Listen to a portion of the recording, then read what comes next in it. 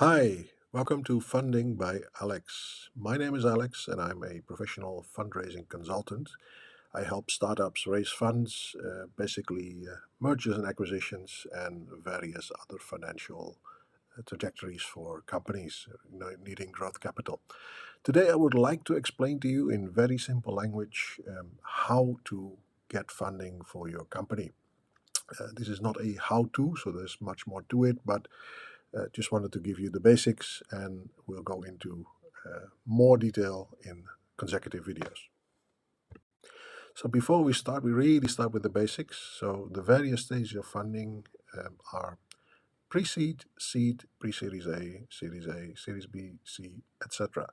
There are multiple ways to name these stages of funding, but this is more or less the gist of it. So you talk about pre-seed is like the idea stage. When you have an idea, or you basically were out with friends and you say at the back of a beer coaster you made a business plan or came up with a great idea, and you need some funding to actually test the idea. This is actually the ideation stage of your fundraising. As soon as you actually move to, hey, this is actually something that I have tested and I think it has traction, and you move on to seed stage. So seed meaning like you plant a seed and you watch it grow. So after seed, you start with proper fundraising, pre-series A. That is basically to designate. Sometimes it goes to series A right away, depending a little bit on the type of investor or how much money you're raising. But typically, it links a little bit with to the amount you need. So pre-series A would be somewhere under, $1 million, maybe under $2 million. Basically, Series A would be 2 million and up. Basically, it is something that is linked to the life cycle of the company. Basically, so just wanted to give you the heads up here that I'm really talking about everything from pre-seed to seed funding. We'll go into the other stages in consecutive videos. So everything starts with the idea. You've been out with friends, or you've basically come across something and you have an idea and you want to actually raise funds to start a company. Now, this is where everything starts. Like, hey, I want to start a startup. I'm done working for others, or for whatever your reason might be. You are adventurous. You've seen so many success stories. You actually wanted to join the bandwagon and jump on the bandwagon and join the startup community. So you have an idea, but is it a good idea? Usually, an idea or a good idea starts with a problem. So a problem you're trying to solve. Now, there are basically consumer problems and there are business problems. Now, the reason why a lot of startups try to solve consumer problems is because we're all consumers ourselves. The problem with that is that consumer problems usually are harder to to solve or harder to tackle because it requires a lot of investment in marketing, etc. If you are looking at a business problem, so B2B problem, it would be marketed to companies. So usually those are the more boring or more quote unquote boring trajectories, basically, where you have less visible results. So it's much cooler to say, "Hey, I'm Steve Jobs and I've invented the iPhone," than to say, "I have actually come up with a machine that will knock 30 minutes off a production process, or I've actually designed software that manages this production process. So I've basically made it more easy for machine operators to do their job." Now, that's something that is a little bit less top of mind. So that's the reason why consumer problems and business problems are distinguished. Um, Starting with a problem in mind is usually the best way, because that means that there is something you need to solve. So then do some research. Like, there are many problems out there that have no solution. And no solution meaning like it has been tried before. There are a lot of companies that said, oh, I would like to do something. Now, one of the good examples is basically, let's say, music discovery. Now, I would like to discover new bands, new music on the internet. In reality, research has shown that a lot of people actually think they would like to, but they listen to the same music over and over again. So the same bands that you like, the same singers that you like, basically. So music discovery has been tried and tried again, but that has been a failure for many a startup where a lot of funding has been tanked actually into these ideas. Not saying that it can't work ever, but I mean these are the things like if you see it crash and burn before, why would you actually go there again? Yeah, like go into the territory where everybody else has, fought a valiant battle and passed away, unfortunately, went the way of the dodo. So who will use this and why? I think that's the last question you should ask yourself. If you can explain this, namely to investors, this is actually the nitty gritty, the gravy on everything. So, who is your customer? Why will they use it? Are there other solutions at this moment? Are you competing with something very simple? Are you overtaking it? Basically, I don't know whether I can coin that at this moment, but there are technical solutions which actually are competing with something very simple that is a very low tech solution. So this is actually the reason why I'm saying this. So who will use this and why is something you would need to have ready for investors to explain, because it really isn't that difficult to find investors, find people who actually would listen to your idea and think about funding your ideas, but you will need to explain who is going to use it. So the team, that could be you, that could be co-founders that you are recruiting. There are several startups like Antler, for example, in Asia that is doing it by batch Y Combinator as well. They have these different batches of founders that they're bringing together. So these people sometimes come in with an idea, sometimes they don't have an idea yet, but then they are founder material and they are matched to an idea. So this is how teams are put together. Normally, you would go for a well-balanced team where you actually have people with multiple disciplines, like a commercial founder, a technical founder. Meaning, technical founder is the person who will build it, basically build the tech side of it. The commercial founder is the guy who will make the deal, or the lady who will make the deal. Let's not be gender specific here. So in essence, this is actually how you need to connect all the disciplines and have a well-rounded team. It's my good friend Edward Ismawan Chandani from Gaia Capital. He actually said to me once, the jockey is more important than the horse. So look at this as like a race that you are racing with your startup. So the idea is actually the horse, and you're the jockey. So in the end, ideas can pivot, meaning you can change the horse basically, but the jockey, the guy who drives it, or the lady who drives it, is harder to change, because once teams are put together, it's difficult to change founders. It's more difficult to explain to investors, hey, why is this guy or this lady going? Because I thought you had all faith in the people who were running the show. In the end, you see a lot of companies actually pivot. Pivot means, in plain English, you change from one concept to the other, or you tweak it, or you sometimes people change completely. There are companies that actually went from, let's say, grocery delivery, as a friend of mine as well, grocery delivery to currently doing B2B chicken. So chicken delivery, basically. They're completely focused on that, and that's doing quite well for them.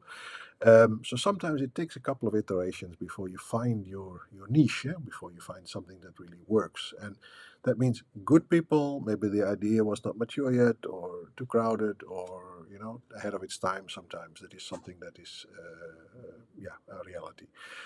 Now, with regarding to team, is very important that have you done this before? That is, helps. Do you know anything about it? Do you know what you're talking about?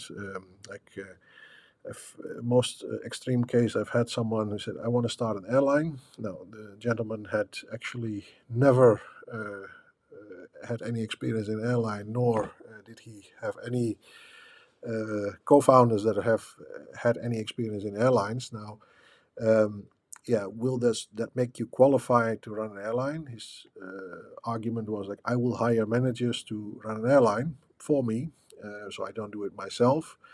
Where my question would have been like, okay, why would someone hand you $1 billion to start an airline? Because yeah, they can also just cut you out and buy an airline themselves. So that's something you really need to think of it. Just because it's your idea doesn't mean you own it. Good ideas get stolen. Good ideas get copied. Basically, it's usually the best criticism or the most flattering thing if your ideas get copied. But the thing is, like, you need to have experience. So, for example, if you want to start a grocery startup, for example, e-commerce, grocery e-commerce, grocery delivery, it helps that you have had experience in supermarkets. It helps that you had experience in e-commerce. It helps that you might have exited one of these startups very successfully. So this is actually one of the examples that I think is overlooked by founders. Oh, I have an idea, and the idea is everything. No, actually, the jockey is more important than the horse. Last but not least, what makes your team able to succeed? So, if you are unable yourself to provide all the necessary experience, because it's one person, try and surround yourself with advisors, with co-founders, with people who actually um, augment, supplement, and complement actually your own shortcomings. It's not a shame to not know everything or not be able to do everything yourself. It's just that, yeah, how you solve it and how you position yourself to get over that. Then we get to the plan. The plan that is actually the thing which, yeah, a lot of versions I've seen so far, from one page is the proverbial beer coaster where someone has actually put a few lines of text on the back and said, hey, look, this is my plan. A lot of people are very good at telling you their plan. They have everything in their head, not so good at writing it down.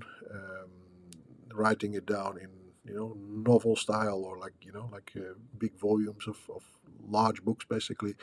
That's also not the idea. You need to make it accessible for people. So hereby, I would like to give you some best practices on how to actually convey your plan to investors.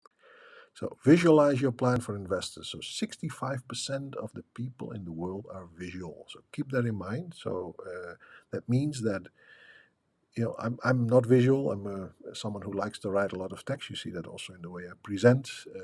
I'm trying to control myself by saying, okay, the power of three is keeping it in short when I do text. But there are people very extreme who like to only see pictures in a presentation, and there are also people, that's the remaining 35% actually, that really loves big pieces of text on the screen. Um, if you look at it, 65% of the people in the world are visual. So try and build your presentations more geared towards that. So pictures, keep the text limited, keep it functional. That's the way you are picking out as much of it. Imagine 65%, namely that is 6.5 out of 10 people. More than half the people basically that you will meet are visual people.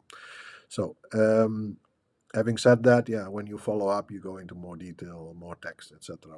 Of course, but just to get that elevator pitch, the first pitch, the teaser, basically, that is actually what it comes down to. That also brings me to teaser deck. So you have basically two uh, PowerPoint decks. So you have the business plan, you have a PowerPoint deck that is, let's say, the presentation, distilled business plan presentation, has a lot of numbers in it, basically, for investors when they say, okay, we would like to talk to you, Mr. De Vries. And to get there, you actually want to distill that back into a teaser deck, which is a shorter version, not so much financial data, just your idea in the most simple, straightforward terms. That also prevents you from giving away too much to people who might not have any intention of investing at all. It's not been uncommon for companies, venture capital funds or investors, basically, to just steal ideas, or knowing that they have invested in one of the other companies that that's going to do the same thing, or is doing the same thing, or wants to branch out in the same direction, to just invite someone, say, "Oh, please come and pitch to us," but then all your ideas are actually up for grabs. You can't prevent it, so don't be paranoid about it. Just say, "Look, sometimes it's not for you. Better ideas. There are NDAs, of course, but they're as worth as much as the paper they're written on, basically." In the end, yeah, keep in mind that the power of three, so meaning three bullet points to make a point. Okay, there's three reasons for everything. That keeps short attention spans also, within your grasp. So most people actually, yeah, I would say have shortest attention spans, but it's more about time. Like you have to imagine investors, you're not the only one. They're not sitting there waiting for you to send them their a proposal. Oh yes, I was waiting for that for weeks for this guy to send me a proposal. Now they get many proposals a week, many proposals a day, maybe even. So they don't have time to read through everything. They don't have time to evaluate everything on its merits. They don't have time to get to know you or talk to you. That is why I'm always a bit irky when people actually say, "Oh, can I just have a quick phone call with you? I can explain to you." And I said, "No, just send me your deck because the issue with that is that it doesn't make sense to me. There are actually a lot of investors who would react the same way to me if I say, "Oh, can I just call you and explain to you?" No, they said, like, just send me what you have, then I'll evaluate it based on the deck you have. So the teaser deck is actually ways literally a teaser of what you are looking to sell. Um, and yeah, very important to include, a very short elevator pitch, meaning, step in an elevator basically, and you have 2 3 minutes to actually explain something to someone. Now distill it down to that. Now this is where you guys have probably been waiting to was it skip to, contacting investors. So normally it can be a bit daunting, contacting investors for the first time. So how do you find investors? It's basically there are very accessible venture capital funds. You have websites, they have email addresses, you have something very easy to upload your pitch to. There's a lot of resources on the internet actually that connect you to that. There are large databases of yeah, investors, professional investors, basically, or accredited investors. Sorry, that is the best term. Accredited investors, basically, who are yeah, looking for deal flow. It's not like they're waiting for you. They might also not have time for you at that particular moment, obviously. But this is a numbers game. So how do you contact investors? Let me enlighten you. It's a bit contradictory because if it were easy, everybody would do it. It is actually quite easy, but to get somewhere, to get results, that's not easy. So that's the difficult part. So my advice would be to personalize and follow up, but also be courteous and be respectful of time. So can I have half an hour of your time? Can I have an hour of your time? No, because that is something that is very disrespectful towards someone who's very busy. Just always assume people are very busy. So even 5 minutes or 2 minutes of someone's time is maybe more than they're willing to give at that particular moment. Um, you're looking at, let's say, something like Shark Tank, which is of course a lot of showbiz, yeah, like a showbiz version of like investor pitches. Now, yeah, these people are sitting there because yeah, they are participating in Shark Tank, and these people get some time to pitch their idea to the sharks in the tank. Now, in reality, that's not gonna work like that when you actually email or you cold call or you reach out through LinkedIn.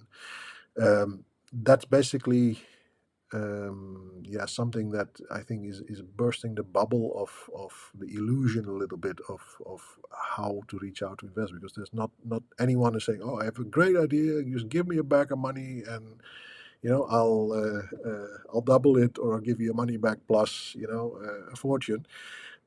This is the thing that you need to prepare. You need to bring your A game, but be respectful. If no is no, okay, move on to the next one.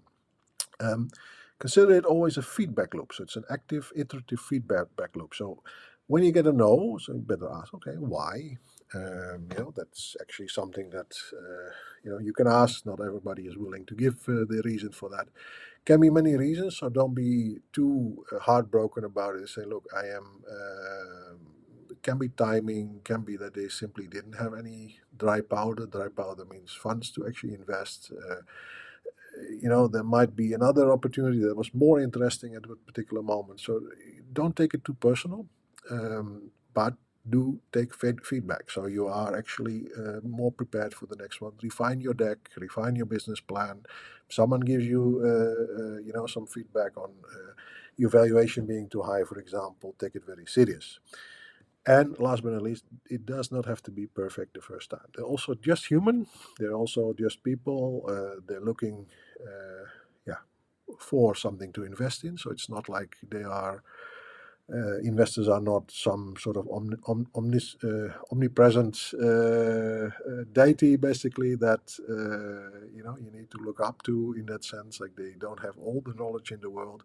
Usually, they don't know anything about the business because they're very generalists. Like they have done some research, they have know the competitors, they are doing the basic mapping of industries, but normally you as the founder, you have actually done all this research. So if you are unable to really tell them like, okay, I've researched this, this is actually what the market size is, this is what the opportunity is, and this is what it's going to cost to actually capitalize on this opportunity, and these are the threats. Now, yeah, that's something that they expect you to come up with, not them to tell you. So this is something that I just wanted to add to the equation here.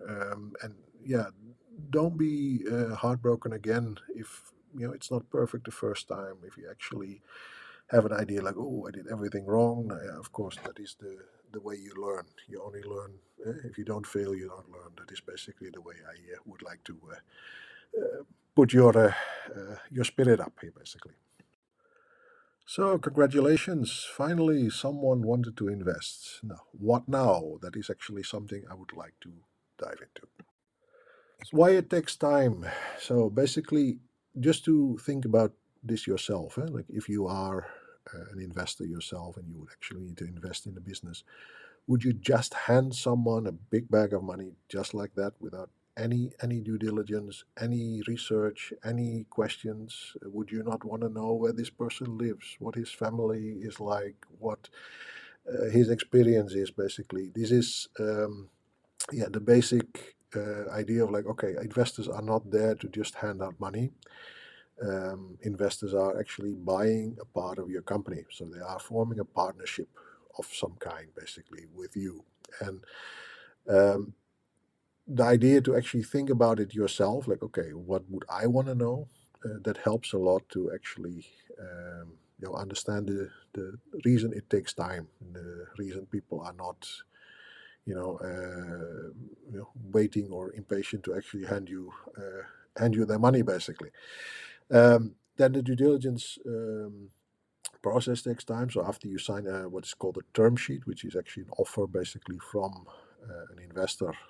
Some cases can be very informal, can be like something like like a safe note. That is basically a more like a promise for future equity, basically. In essence, these are more like I would say time-consuming processes. If you look at due diligence processes where they really want to see everything in your company. If your company is just at the idea stage, will be less due diligence because there is nothing to do due diligence on with regards to operations. But the bigger you get, if you get in the next price rounds, basically, then you basically have quite a long process ahead of you.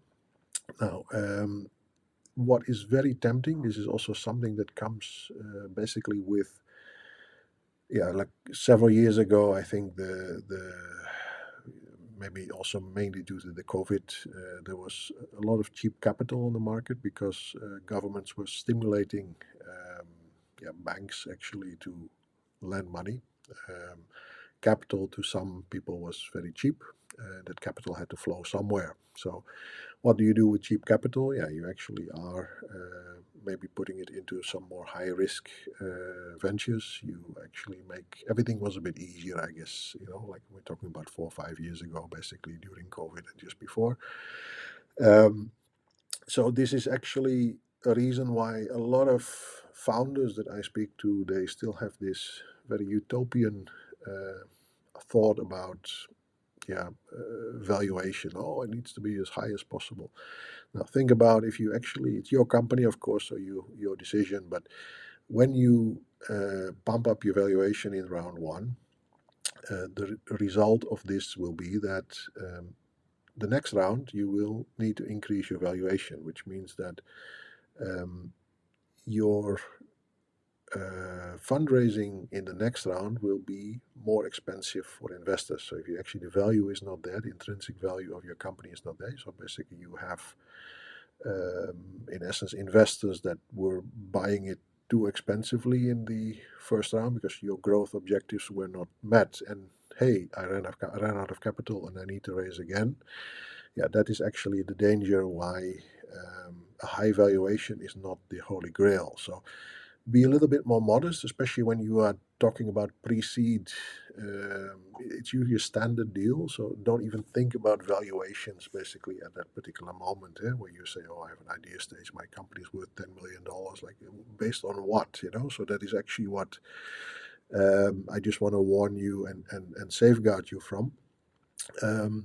So best to be a bit modest. I mean, good to negotiate, good to do your homework basically, but uh, don't be greedy in the first round basically. I mean, don't be greedy at all, I would say, but I mean, don't overdo it in the first round where you really cling on to this. Um, and yeah, I think maybe last but not least, if you look at what is very important in finding an investor is actually to have the right feeling. So if you take what they call dumb money, basically, which is someone who doesn't really get your business or is just betting on as many horses as possible, is that the person who will actually catch you when you are in need of being caught? When you fall down, will they help you up? Um, or will they say, okay, sorry, one down, I've got 9 other horses in the race?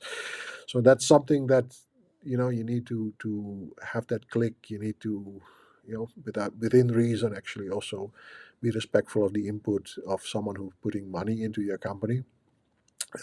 Usually it's a bit of a battle between founders and investors where you say, okay, who is the boss? Because I pay, I decide. Now, yeah, that is to some extent, there is a right to it, of course, but in the end, the founder is the one who still usually holds the majority of the equity. So, in that sense, it's a matter of, finding balance, respecting each other, and coming to a good working relationship where you say, okay, I'm valuing your input, but I'm not always going to go right when you say right. We are going to discuss this as two adults, basically. So this is why it takes time to, find the right investor, find basically, yeah, I mean, get the money into your account in the end. So this is something that I'm basically doing on a daily basis. I personally, I advise a lot of startups. I work with a number of venture capital funds, with a private equity fund from Japan as well, where I'm basically doing M&A deals. I'm doing growth capital. I advise early stage startups, growth stage startups, basically. Various debt financing as well. Basically, these are things I want to go into in all my consecutive videos. I would like to really share everything I've learned myself while doing this, and I hope we can go. This has been helpful for you so far. And if you would like to keep in touch, I run a consultancy company in Jakarta for funding, for fundraising, basically both for early stage and growth stage, as well as M&A. I would like to invite you all to visit the website. I hope you also would like to like and subscribe my channel, hereby Funding by Alex. I've branded it with my own name, but I'm also, of course, able to be reached through the Golden Dragon Capital website, www.goldendragoncapital.co. Thank you. Thank you for your attention, and see you in the next video.